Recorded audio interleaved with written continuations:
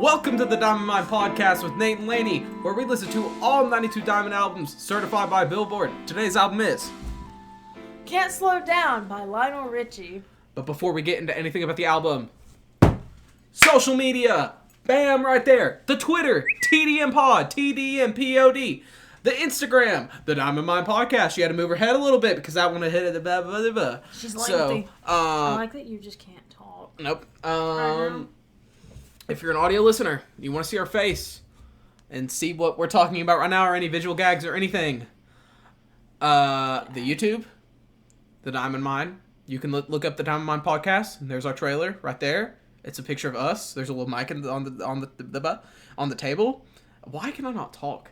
And the channel is, it says the Diamond Mine. It has like our little logo that we have on Spotify. If you listen on Spotify, or I don't know how Apple Podcasts work because I don't use it. It all has the same. Okay, picture. I didn't know if they had like also profiles Dallas on there. You did not reach out. Yeah, what the heck, Dallas? Go back to the episode and find Nate's email. Yeah, find that. It's in the first 5, right? I don't know. Those first few episodes were a fever dream. You just leak your phone number. No, I will never. Like leaking my email was enough of a mistake, but like phone number, no, that's off limits. I can change my email. Can't, like, phone number, that's a whole different ordeal. Don't want to have to deal with that. We get one of those burner phones just for this. Honestly. Okay. You have anything to say at all? No. You sure? No. Are you? I'm positive. You okay. This first song is called... No. Wait, I do have something to say. Oh, okay, go ahead. This is the second episode in a row we have... Oh, dang it. Okay, go ahead. I don't know what's happening anymore. Okay, so this album went 10 times platinum. It was released on January 1st, Happy New Year, 1983. Only 8 songs, but it was still 41 minutes long. That's because all this, or not all of them, but a good chunk of the songs are over 5 minutes long. I think they're all over 4. Oh my gosh. Anyways, let's get into this first song. It's called Can't Slow Down. It's got a groovy beat, and it's actually good. And I was really just dreading listening to this album because I thought it was all going to be like Hello. Spoiler. Most of it is. But this one was fun because he was getting into it. He was boogieing. He was ready to go. He also has like a little like whispering thing, and usually I'm like, stop whispering to me. It's horrible normally. But he didn't whisper to you. He was like whispering like, I can't slow down. Like just like getting into it. And I was okay with it. I thought it was fun. He wasn't whispering to you, he was whispering to the music. He was whispering to the vibes. So, how do you feel about Can't Slow Down, Laney? The instrumental, I thought, kind of was overriding his vocals a little bit. That is true. I won't lie. Maybe that was the mix. Maybe that's how they wanted it. I don't know. But I personally wish that his vocals were louder. This one made the joke that he was like Prince 2.0, and then you said Prince 0.5. Mm-hmm. I think it's the epitome of an 80s R&B song. Technically, this album is R&B soul, but we'll kind of get into how it's a little bit different than that. And I thought it was just very enjoyable. Right off the bat, surprised by Lionel Richie. It was a great start to the album. Yeah, that's true. That's true. So. The next song, though, is called All Night Long, and then in parentheses, All Night. In this one, he's got like an accent. It reminds me of the guy that sings Don't Worry, Be Happy. Like that guy's accent. Bobby McFerrin. Really? Mm-hmm. How do you just know that? I have it on a playlist. How about that? I'm cultured, okay? There was a part of the song. What was the part of the song that you looked up? What was that? Oh, I hope you have that written down. Party Karamu Fiesta Forever, and it's used in I Like It by Enrique Iglesias and Pitbull. So that's where I recognized it from. The way he sings it, it reminded me of that part of Hips Don't Lie where I don't even know what she's like. Bonita, da da da, Shakira, Shakira, like right there where she's just breaking it down. It reminded me of that. And this was honestly this second song for a second song. you know, I thought it was pretty good. I was like, oh my gosh, I might actually like this Lionel Richie album. It sounded like it could be in Curious George, just like really playful and like we're gonna have fun, we're gonna party all night long. Caribbean kind of it's thing got like incorporated into it. It's got like these just like unorthodox instruments, like something that you wouldn't see in like a super duper popular song usually. Right, yeah. That being said, the song is a little predictive. A little. I was gonna say repetitive, but I guess predictable too. No, predictable. I'll get into that. For a 6.5 minute song, it's just too much repetition for 6.5 minutes. Could have cut it down to like 5, and I wouldn't have complained as much. Otherwise, though, just a good feeling song, and I liked it. Oh, I broke this. What'd you break? It's probably when I threw it in the last episode. Let me see. Lainey. It's probably when I threw it in the last episode. Anyway. Oh, when you did that, when I was sitting right here, I didn't know what happened. I just thought you were freaking out for no reason. I was like, no, that's why I said, you good? I watched the video. And you didn't even, like, look up at me. No, I didn't know what was just, happening. Like, flinging the thing around and it just shot that way. Yeah, I didn't know what was happening at all. If you want to see that, YouTube. Go to the Diamond last Mine. episode. It was, what did we listen to last time? REO Speedwagon. Yeah, REO Speedwagon. Is that all your notes? Yeah, you go ahead. Anyway, okay, so you were talking about the song being repetitive and things like that, but it's actually, like, a good song, right? Anyway, Nate just, yeah. Sorry, audio listeners. Sometimes I forget we have audio listeners now because there's camera. Sorry, Speedwagon. We need to ad-lib better. Mm-hmm. Indeed. Okay. Anyway, so this song topped the Billboard 100, R&B, and adult contemporary charts, and it reached the top 10 in several countries overseas. Go Lionel. No cap. Oh, okay. Lionel took months to write it. Months? Months. Until a Jamaican gynecologist uttered, "I'm going back to work all night long." And then he stole that from him and wrote the song. Except the song is about, from what we can tell, anything really inappropriate. It's just about partying. Like it says Fiesta. It's about, like, taking the streets like, Well, it was the... What can we compare it to? Like Mardi Gras, in a sense. It was also like a... I think it has something to do with, like... I don't know what you would call this, but, like, the people that celebrate Kwanzaa. I don't know what that is, or... I'm just not cultured. Celebrations, because they party in the streets, and it's, like, literally all night long. Like, there's multiple celebrations that do that kind of thing. Mm-hmm. Personally, us and our culture, we do not. However, a lot of other cultures do, and I think it's actually really cool. But I'm literally just not cultured enough to know what to call that. But it does say it's the a thing. Celebration of Kwanzaa. Yeah, it says like on like the last day of December or something. That's what Karamu means. Yeah. Yeah. But yeah, is there anything else? Any notes? No. Because it's a downhill slope from here, Lane. It is. This next song is called Penny Lover. This is not what I was looking forward to. This is the reason I was dreading the album. Songs like this. It's just slow and lovey-dovey, cheesy and overdone, especially with like this genre and style, and that being said, if I had to give a positive, this really shows off how good Lionel can sing. He's got a great voice. But man, it's so boring.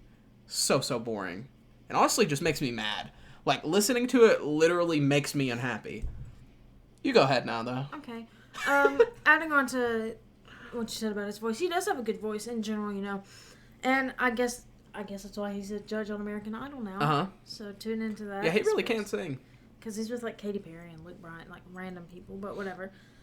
I feel like, though, it's not very powerful. Like, it's more reserved. Yes. Or maybe that's just how they mix, because it was either In Love Will Find a Way or The Only One. He really does get into it, and you can hear the rasp and, like, just the strength in his voice. But they still... It's still on the quiet side. So, again, I don't know if that's the mixing or if that's just how his voice really is. But I wish it would be a little stronger, a little louder if that was the mixing. Going into Penny Lover, It was co-written by his wife at the time, Brenda.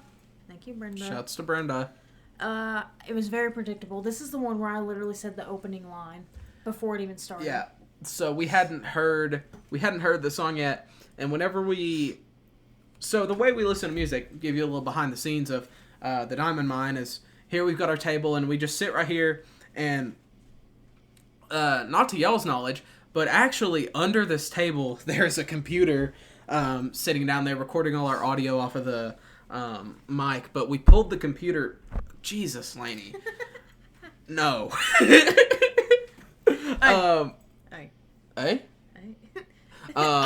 But we had. What is this episode, dude? We had the computer right here, and we like play it off of Apple Music and whatever, and immediately like the lyrics pop up because we have it like, I don't know. There's just like a little like tab, and you can click it, and all the lyrics pop up. On iTunes. And so Lainey looked at it, and the beat had been going for like 2 seconds, and Lainey was like, "I bet it goes like this," and just sings it.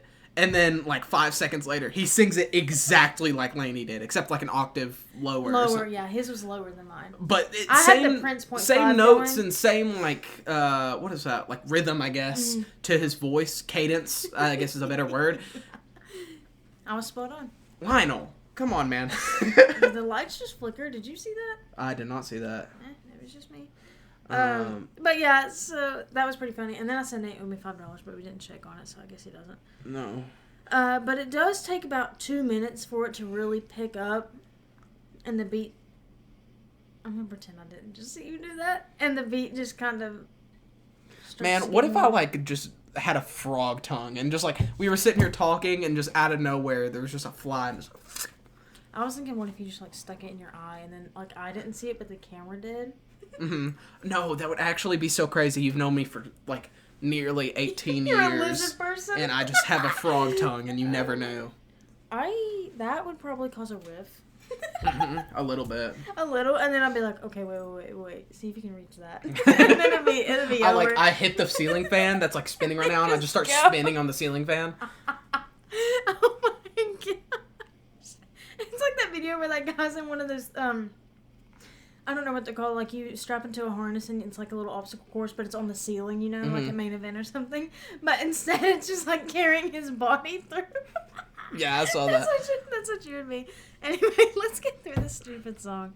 I didn't hate it, but the only reason I didn't hate it is because it reminded me of the Golden Girls, but specifically the music that would play in between scenes or when they would come back from commercial break. It was like the do do do do do do or something like that. I know that I only got upset because you grabbed the mic because I know that when I'm editing this, I'm gonna forget you did that, and I know that's gonna be so loud because it's just a big smack on the mic, and I'm gonna forget it happened. Sorry, and it's gonna be 2 a.m, and I'm gonna be sitting there editing this and just get my ears blasted, and I'm gonna have to edit the audio. I don't understand that. So we do this early to get the editing done, but you still stay up and do it until 2 a.m. Why do you not just do it throughout? Well, because I have things to do in the day, and then like I just don't want to have to see. The only thing I don't like doing it on Saturday night and knowing if I don't get this done, I don't have any time tomorrow. I finish everything else on Saturday night. I hate doing that because whenever I'm editing it, there's a lot of times where like, say we like accidentally swear or something during the podcast, and I can't find it specifically, and I'll have to like sift through the whole entire podcast. Like last episode. And yeah, and it was like an hour of footage, and I cut it down obviously because there's like, you know, a lot, yeah. the audio records constantly, but we have to do different clips because of technical things with my camera. iMovie, it's magical, man. But so I have to like sift through like an hour of audio. And if I don't want to do that, I want to be able to just be like, okay, I'll do this tomorrow and get everything else done and then just be like, I'll censor that tomorrow. But if it's a Saturday night, I'm forced to like okay, see, I was just just asking because this past weekend you finished it on Saturday and I was like, holy crap, did he like just do this even though we recorded on a Wednesday? No, usually what I do, another little behind the scenes of the Diamond Mine podcast. This is just a real conversation. This is nothing. Usually what I do is like, I'll go and I'll take the camera and get the footage off of there, and like put it onto my computer, and then go to our drive and download the audio, like the raw audio, and I'll go downstairs and I'll get it and chopped just put up. it in the same. I'll get it all lined up and get all the audio pieces chopped up that aren't necessary for like those clips, and have it all spaced out, and then I'll put the little intro card. I won't have the audio, like the music for the intro yet, and the outro card. Yeah. I'll put those there, and then I'll be like, okay, I'm done for the day. And then I'll come back and I'll nitpick and put in like little edits and stuff, and then if I'm like struggling with certain edits, I'll be like, no, I'm done for the day. I'll do this edit tomorrow. And then the next day is just like my cleanup day.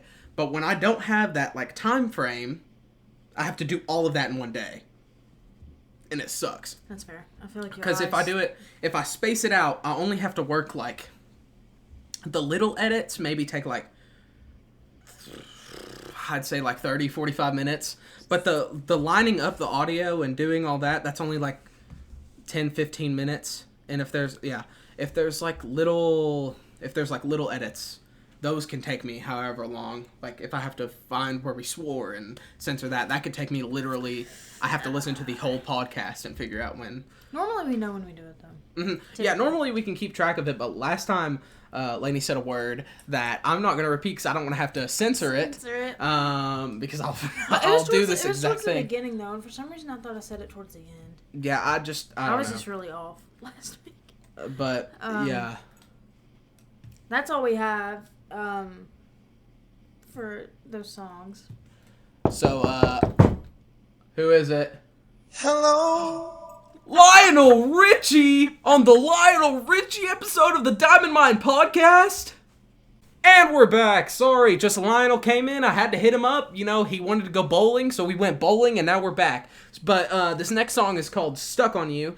We just came back with our bowling shirts on. Yeah, bowling shoes, bowling ball, bowling alley. We use the ones in the closet. Uh-huh. There is actually a bowling ball in the closet that we used to record in. I'd heard this one, though. I'd heard Stuck on You. Also, wait, before we get into this, whenever I think of Lionel, I think of that stupid commercial where it was like the Lionel Train Bank, and you could put your money in, and it would like, do you know what I'm talking about? Nope. Do notes, I'll show you. This song is so anticlimactic. Just songs like this, it's just so... The only purpose of the song is for slow dances and when you're at makeout point with your boo thing. But you can't just jam to this in the car. Who's gonna want to just listen to this out of the blue? Just, you know what, I'm on a car ride. I think I want to listen to Stuck on You by Lionel Richie. There's no energy. Okay, I don't know why that popped up. It's from Star Wars. This Lionel Train Bank. Do you not remember those infomercials? Nope. I was a big train kid too. How do I not remember that? I don't know, but that kid is made bank. Yeah, that's gotta be at least like $400. He's got them overalls on. Good for him. Overalls enthusiasm, overalls enthusiasm, overalls enthusiasm. Yeah! Your turn. Is that all you had? Yep, Stuck on You. So this was Lionel's first country hit, peaking at number 24 on Billboard's country music chart. Isn't that crazy? How is this a country song? It had certain aspects. And here's why I say this. It was very Garth Brooks before Garth Brooks. If you go back and listen to it and think of Garth Brooks, it kind of makes sense. I guess, yeah. But again, country music is very... I mean, it's not like it was Dolly Parton, George Strait, that kind of country. It wasn't, you know. It was actually pretty decent, but again, I wouldn't really classify it as top tier country. And other than that, I didn't write much down, so we can move on. Yeah. The next song is called Love Will Find a Way. This is so 80s. So 80s. I couldn't figure out what to say. And usually whenever I can't figure out what to say, I think about why I can't figure out what to say about these songs and how to review it. And the reason I couldn't figure out anything to say is it's so minimalistic. Like, there's just very soft clapping with a hand-muted guitar and some synth and Lionel's really soft sing-songy voice. And that's how it is for the first, like, little while of the song.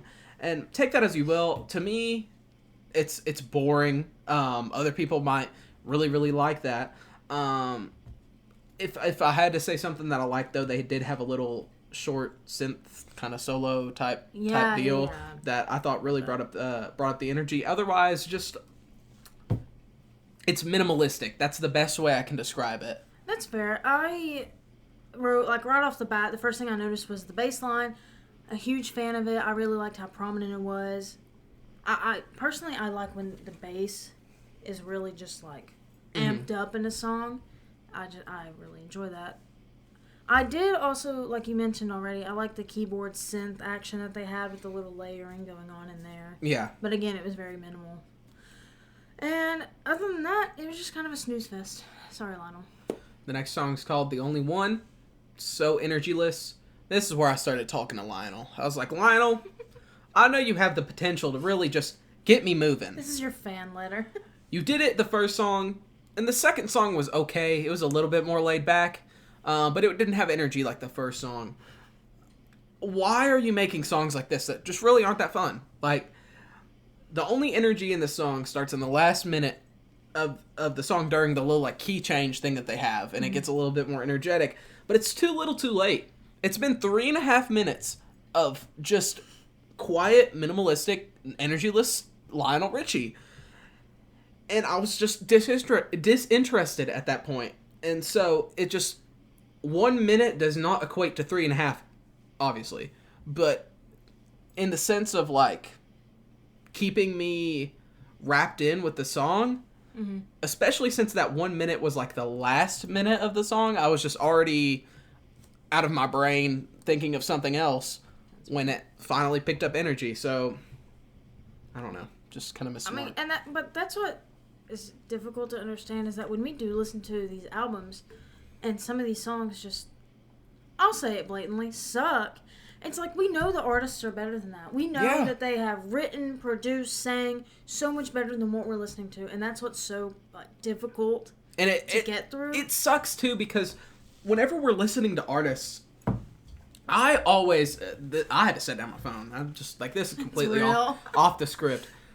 I always feel so, I don't know how else to say it. I feel so bad whenever I say, like, an artist that I know has a lot of fans and a lot of potential and can sing well and has a lot of talent. Yeah. I feel so bad when I put their albums super duper low or say that their songs suck or whatever, because to their fans, they might really, really like this, but, like, I feel like so many artists just don't use their potential on a lot of their songs. They just kind of have, like, I mean, it's the whole concept of, like, throwaways.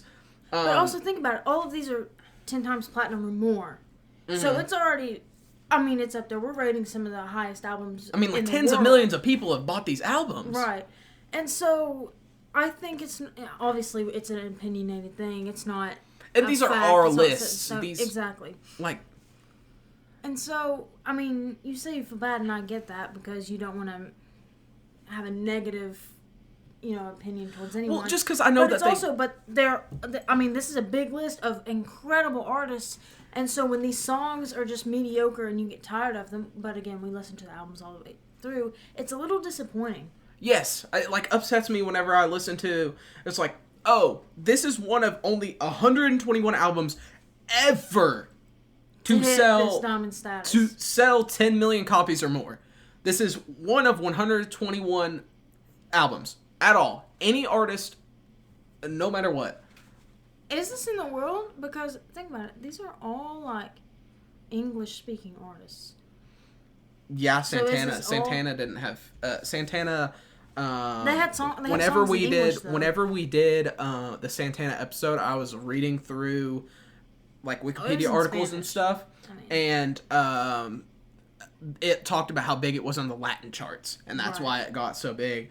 Okay. I just wanted to. And so I do think this is in the world. I don't know the actual Beatles over. Yeah, England. But I don't think. Well, let me rephrase. The people that certify this aren't actually Billboard. We just got the 92 list off of Billboard. The people that certify it are the RIAA, and they're the people who track the sales of albums. And I think they go based on, like, all chart history, but maybe, like, certain countries and stuff, their chart history isn't as extensive. You can look up, like, how many are sold from each country. Mm-hmm. But that being said, English music, even in places that don't speak a lot of English, is still super duper popular. It just really because is. English Yeah. is such like a huge language, and a lot of people speak English, and a lot of people will like in school in other countries, English is what you learn. That's like your foreign language or whatever, and a lot of people will just like learn English as their second language. I could be completely wrong on this. This might just be a completely baseless fact, but I'm pretty sure English is the like most common second language for somebody to have.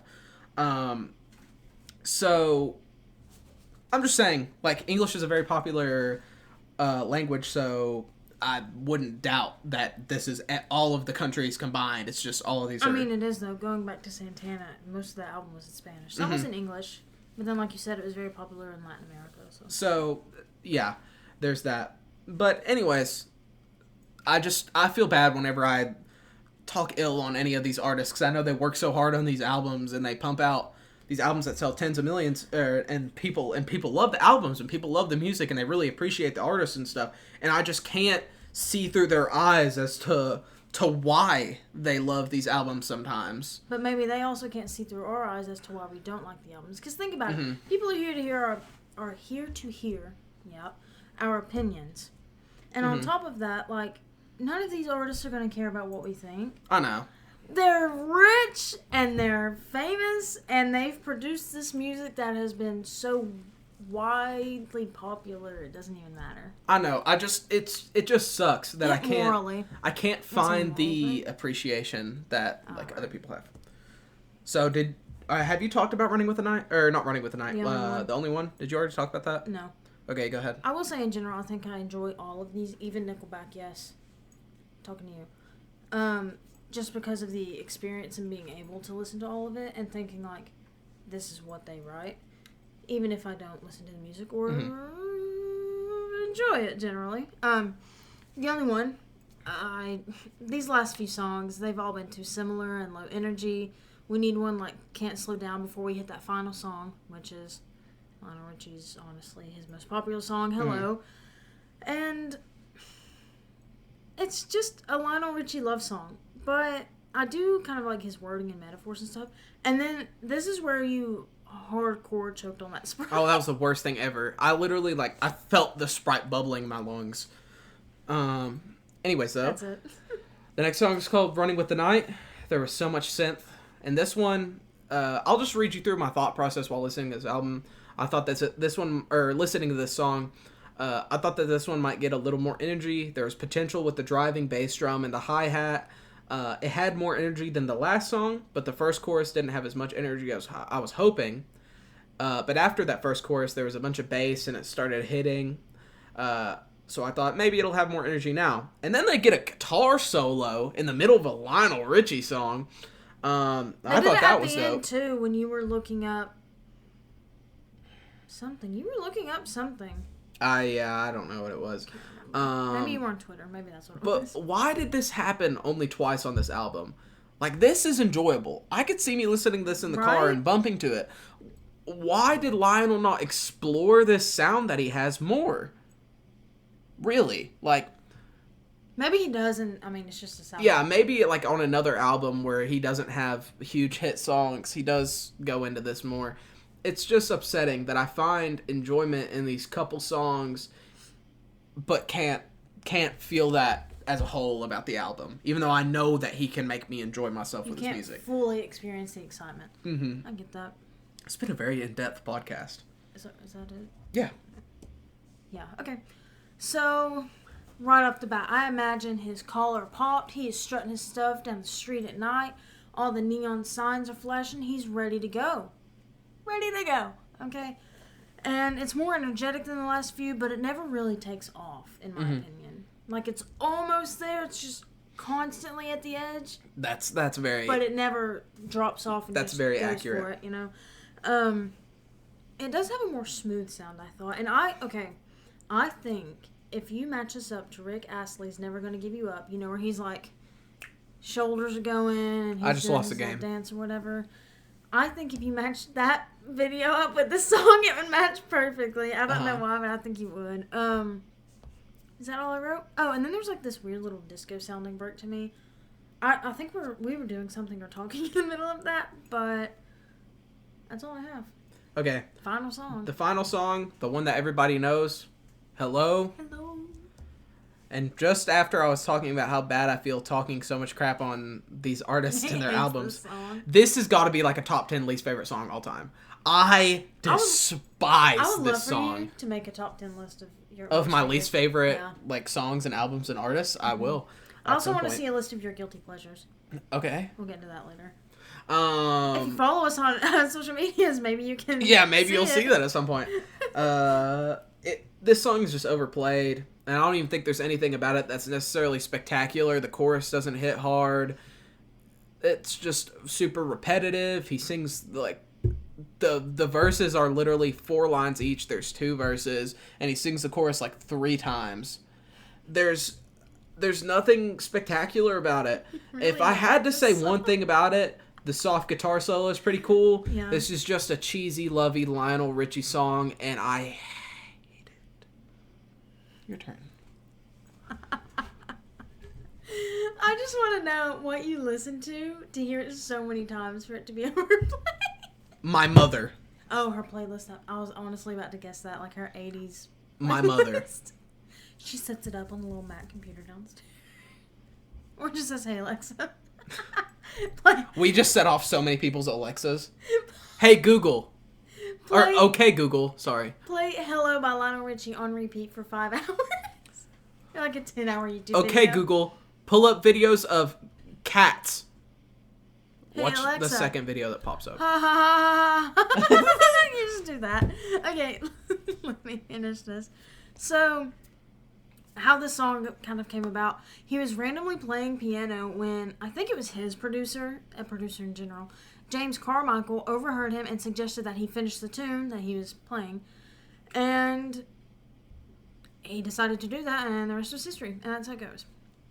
The reason I know this song is because every time my dad would turn on the VH1 Classics and all those music videos would come on, Hello came on every single time. Have you seen the music video for it?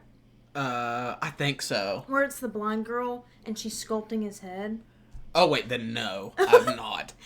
It's actually pretty cool, and if you do the VH1 Classics, like, facts will pop up about it, and that's interesting. It is pretty interesting. That's how I It's like when you play off Spotify on the TV, and and it shows us facts. Yeah, that's how I came to know the song, and I think the music videos what really drew me to it, and that's why I enjoy it more, because when I hear the song, I can envision you can, like, think back on the VH1 Classics and stuff, yeah. And I can see, like... You have a link to it. I can see the video. I'm visual, and I can see the video. Honestly, I think it's just... I'm sure it is an overplayed Lionel Richie song, but I haven't heard it in years. I'm talking probably like 5 years. I haven't heard it in a long time. Dude. So I do enjoy it every now and then when it does come on. I think it's a classic. It's a Lionel Richie. That's the one song everyone knows by him if you don't know any others. That's all I have. But I want to say this, by the way. So this isn't really for you audio listeners. This doesn't apply to you because you can't see me. You guys. Hey, you up there. I didn't realize, and I am embarrassed by this, that I wore the Foo Fighters shirt 2 episodes. Aww, that's unfortunate. Because I thought I wore Rolling Stones, and then I wore the Foo Fighters that one time. I can't remember the podcast anymore. I think one was Mariah Carey and another... Audio listeners, she wears a different band shirt every episode. Every episode, yeah. Since we started the visual stuff. Before then, I would literally show up in... Like pajamas, basically. Yeah. Sometimes I still do if you see my lower half. I'm not right now. I'm wearing shorts. Sometimes I do, too. Yeah, sometimes you do, too. But I went back to our videos and I was like, okay, I need to separate, like, what shirts, I'm wearing. And I saw that. My heart... That's unfortunate. Broke. Oh, my gosh. I've been hunched over this whole podcast. This really shows that I'm, like, taller than you. Because I never, like, sit up during the podcast. I'm leaning. But anyways, 1 through 92, how you feel? I think, I'm pretty sure it's at 63 right Somewhere now. in there, yeah. I'd say about where it's at. I'm sorry, Lionel. If I give it a solid number, I'd give it 65. 3 out of 8 songs that I enjoyed with one of my least favorite songs of all time on the album is not enough to move you up out of the high 60s. You're going in my 70s, bro. I'm sorry. Those first two songs and the second to last song. At least it's not the 80s. Also, bumps. When we make this list, let's include the viewers on this. Are we going to do just the 92, or are we going to do all 121 when we make this list? I assumed all 121, but we could do a 92 and then we can do a 121. Give us feedback if you care at all. We can just do like a little key, and color coordinate. So like all the red ones will be 92, and then like the green ones will be the extra ones, but it can be mixed in too. Yeah. Anyways, though, anything? Oh wait, Twitter, TDM Pod, TDM POD, Instagram, The Diamond Mine Podcast, YouTube, The Diamond Mine. Look up The Diamond Mine Podcast, and you'll get our trailer on there. Z never replied. She's streaming right now. Z-Cleasy. Anyways, this has been the Diamond Mine Podcast. We'll be back at you next week with the chicks.